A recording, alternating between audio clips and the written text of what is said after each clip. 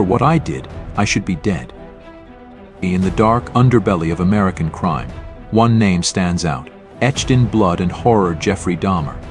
Known as the Milwaukee Cannibal, Dahmer's reign of terror spanned over a decade, leaving a trail of devastation that would shock even the most hardened true crime enthusiasts.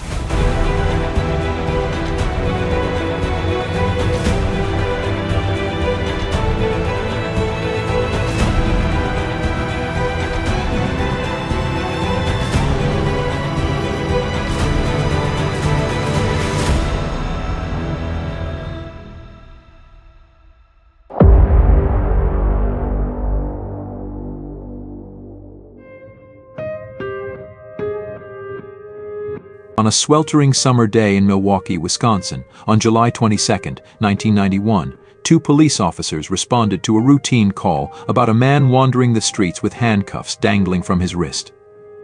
Little did they know that this seemingly mundane incident would lead them to uncover one of the most gruesome series of murders in American history. The man, Tracy Edwards, frantically told the officers about a weird dude who had drugged and restrained him. Following up on his claims, the officers arrived at apartment 213 of the Oxford Apartments. They were greeted by a calm, bespectacled man named Jeffrey Dahmer. As Dahmer offered to retrieve the key for the handcuffs, one of the officers decided to take a look around the apartment. What he discovered would haunt him for the rest of his life. It wasn't a gory crime scene. It was really quite antiseptic. It was a very simple one-bedroom with a kitchen and a living room, and it looked like a regular single guy lived there. There's some dishes in the sink, but by and large, this was not some chamber of horrors like people, will describe it. Certainly not at first look. Once detectives and officers started searching further, that's when they found out the actual horror was in that apartment. Scattered around the bedroom were Polaroid photographs of dismembered bodies. The officer's heart raced as he realized the gravity of what he was seeing. The horror only deepened as the police searched the apartment. A human head in the refrigerator, 3 more in the freezer, preserved skulls, jars containing genitalia, an extensive gallery of macabre Polaroid photographs documenting Dahmer's unspeakable acts. The apartment wasn't just a crime scene, it was a house of horrors that would shock the nation. But how did Jeffrey Dahmer, once described as an energetic and happy child, transform into this monster? To understand the making of a killer, we need to go back to the beginning. Born on May 21, 1960, in Milwaukee, Wisconsin, Jeffrey Dahmer's early life gave no obvious indications of the atrocities he would later commit. However, a closer look reveals subtle signs that something was amiss. At the age of 4, Dahmer underwent surgery to correct a double hernia. The recovery was traumatic and painful, and it seemed to mark a turning point in the young boy's demeanor. As Dahmer grew older, he became increasingly withdrawn. The birth of his younger brother and his family's frequent moves only exacerbated his isolation.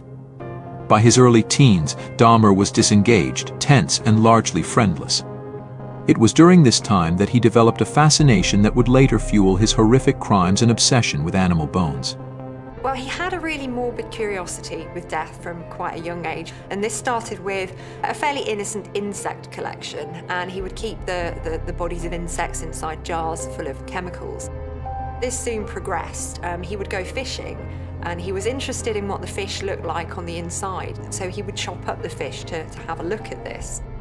Dahmer began collecting large insects and the skulls of small animals, preserving them in jars of formaldehyde. This macabre hobby, while disturbing, was just the tip of the iceberg. According to Dahmer himself, his compulsions toward necrophilia and murder began around the age of 14. The breakdown of his parents' marriage and their acrimonious divorce may have been the catalyst that turned these dark thoughts into actions. At 14, Dahmer also started drinking, a habit that would spiral out of control and play a significant role in his later crimes. By the time he committed his first murder at 18, alcohol had become a constant companion in his life. On a summer day in June 1978, shortly after graduating from Revere High School, Dahmer picked up an 18-year-old hitchhiker named Stephen Hicks. This seemingly innocent act would mark the beginning of Dahmer's 13-year killing spree.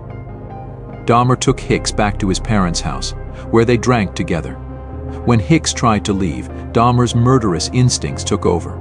He later recounted, I didn't want him to leave. In a brutal act that would become all too familiar in the years to come, Dahmer struck Hicks in the head and strangled him with a barbell. But the horror didn't end with Hicks's death. Dahmer dismembered the body, packed the parts into plastic bags, and buried them behind his parents' home. Months later, he would exhume the remains, crush the bones with a sledgehammer, and scatter them across a wooded ravine. This first kill gave Dahmer a taste for murder, but it would be 9 long years before he struck again. In the interim, Dahmer's life continued its downward spiral. He dropped out of Ohio State University after 1 term, and his father insisted he join the army. Dahmer enlisted in late 1978 and was posted to Germany. However, his drinking problem persisted, and in early 1981, the army discharged him. The alcohol continued as a theme when he joined the army and he moved to Germany. One of his former colleagues remembers him just sitting in his room drinking gin all day long, not even leaving his room to eat. So there was a real dependency on alcohol. Upon returning home, Dahmer's behavior became increasingly erratic. He was arrested for disorderly conduct, which prompted his father to send him to live with his grandmother in Wisconsin. But even this change of scenery couldn't quell Dahmer's dark urges. It wasn't until September 1987 that Dahmer took his second victim, Stephen Tuomi. They checked into a hotel room and drank heavily. Dahmer awoke the next morning to find Tuomi dead, with no memory of what had transpired. He later told police he had intended to drug Tuomi, not kill him, saying, "I could not believe this had happened." Dahmer transported Tuomi's body to his grandmother's basement in a large suitcase. There, he dismembered the corpse and disposed of the remains. But this time he kept a gruesome souvenir Tuomi's head, which he wrapped in a blanket and kept for weeks after the murder. This second killing unleashed something in Dahmer. He later confessed, "My obsession with killing went into full swing. I didn't even try to stop it after that." Over the next year, he killed 2 more victims in his grandmother's house.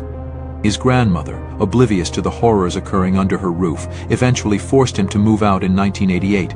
Tired of his drinking, his tendency to bring young men home, and the foul smells occasionally emanating from her basement, Dahmer's methods became more refined and ritualistic as his killing spree continued. He sought out his victims, mostly young men of color, at gay bars, malls, and bus stops. He lured them back to his apartment with promises of money or sex, then drugged them with alcohol laced with sedatives. Once they were incapacitated, he would strangle them to death. But for Dahmer, the killing was just the beginning. He engaged in necrophilic acts with the corpses and meticulously dismembered them. He kept body parts as souvenirs, often preserving skulls or genitals. He cleverly developed a program to destroy the bodies, to get rid of the bodies, left no evidence. This was a very clever killer, very clever killer. Dahmer would dissolve his victims, presumably to make it easier to dispose of them. Dissolving tissue and chemicals can certainly interfere with identifying it as human tissue. It'll interfere with DNA. You're really left predominantly with skeletal remains to try and identify features such as age, sex, race. Dahmer frequently photographed his victims at various stages of the murder process, allowing him to relive the experience later. In a chilling detail that speaks to the depth of his depravity, Dahmer began experimenting with his victims' bodies. He attempted crude lobotomies, drilling holes into the skulls of living victims and injecting them with muriatic acid. His goal was to create a permanent, submissive sexual partner, a living zombie that would bend to his will. One such victim was 14-year-old Conorak Sinta-Somphone. On May 27, 1991, Dahmer's neighbor Sandra Smith called the police to report a naked Asian boy running in the street. When officers arrived, they found the boy incoherent and accepted Dahmer's explanation that the teen was his 19-year-old lover who had had too much to drink. In a tragic failure of justice, the officers escorted Dahmer and the boy back to Dahmer's apartment. They conducted only a cursory look around, missing the body of Dahmer's previous victim, Tony Hughes, which was decomposing in the bedroom. After the officers left, Dahmer injected hydrochloric acid into the boy's brain, killing him. It was later revealed that Conorak was the younger brother of a boy Dahmer had molested years earlier. This incident highlighted the systemic failures that allowed Dahmer to continue his killing spree for so long. Issues of racial bias, homophobia, and police incompetence all played a role in Dahmer evading capture. The officers who returned Konarak to Dahmer were later fired but subsequently reinstated. As Dahmer's kill count rose, so did his confidence. He began to take more risks, keeping more body parts in his apartment and becoming less careful about disposing of evidence. This recklessness would ultimately lead to his downfall. The arrest of Jeffrey Dahmer sent shockwaves through Milwaukee and the entire nation. As details of his crimes emerged, people struggled to comprehend the magnitude of his depravity. The trial that followed was a media sensation, with strict security measures in place due to the racial tensions surrounding the case. It was the kind of media attention to a trial that Milwaukee hadn't seen in a very, very long time, if ever. I can remember so clearly the first time Jeffrey Dahmer's initial appearance in court, when he walked in. I think the real fear that people had when they first saw Jeffrey Dahmer was that he looked like everybody else. He was a good-looking young man, and he is not the person that you would look at and say, stay away from that guy. Dahmer initially pleaded not guilty to all charges, despite having confessed to the killings during police interrogation. He later changed his plea to guilty by virtue of insanity. His defense team argued that only someone insane could commit such terrible acts. However, the jury chose to believe the prosecution's assertion that Dahmer was fully aware that his acts were evil and chose to commit them anyway. After approximately 10 hours of deliberation, the jury found Dahmer guilty but sane on all counts.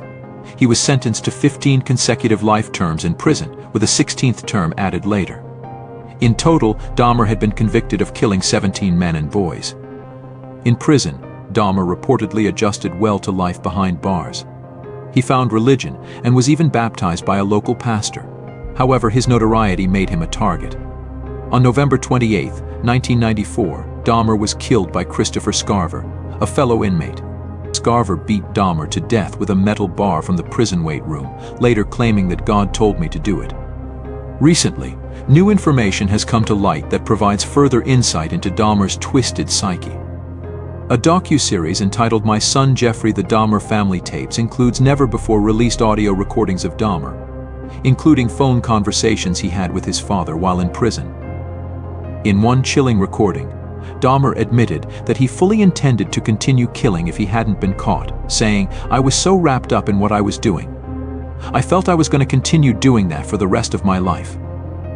The Jeffrey Dahmer case remains a dark chapter in American criminal history, a reminder of the depths of human depravity and the long-lasting trauma inflicted on victims' families and communities. As we close this chilling tale, let us never forget the lives lost and the lessons learned. For in understanding the darkness, we might just find a way to prevent it from consuming others in the future. Stay vigilant, stay informed, and remember sometimes the monsters walk among us, hiding behind the most ordinary of faces.